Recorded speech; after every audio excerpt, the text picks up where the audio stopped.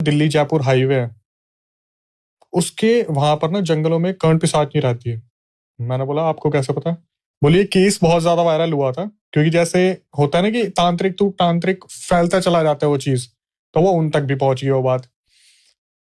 एक सरदार जी थे, उनका बिजनेस काफी लॉस में चल रहा था, काफी लॉस में था।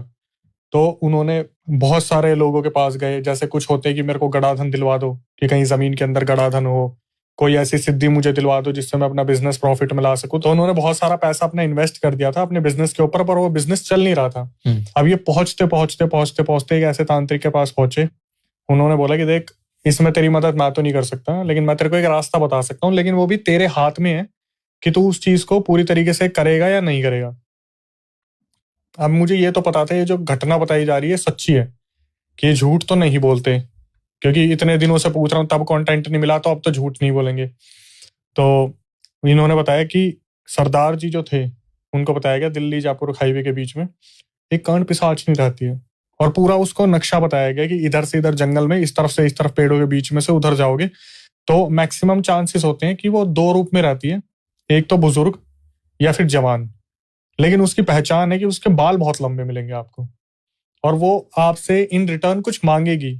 अब ये भी आप पे डिपेंड करता है कि आप दोगे नहीं दोगे, उस चीज को एक्सेप्ट करोगे नहीं करोगे, या आपके हाथ में। ये उस चीज को सोचते कि अब मेरी जिंदगी में रह क्या गया, तो एक बार आजमा के देख लेते हैं।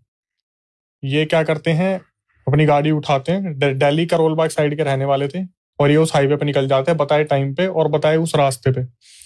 तो ये चलते चलते हैं, जाते जाते हैं, तो वहां पर गुड़गांव साइड आपने देखा होगा, अरावली हिल्स आते हैं, सोना का पूरा इलाका आता है जो पूरा पेड़ों से घिरा हुआ है।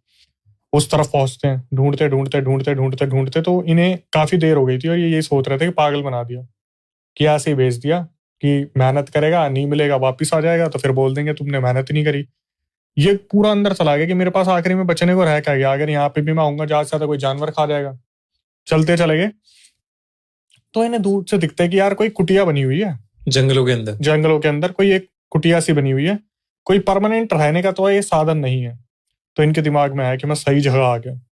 एक लालटेन टंगा हुआ है और एक खाट लगी हुई है जो जैसे गांव में होती थी, और उस पे एक औरत लेटी हुई है, और उस औरत के बाल पूरे लहरा रहे हैं, जमीन टच कर रहे हैं पूरा, जैसे एक पीछे से पूरा कारपेट टाइप होता है।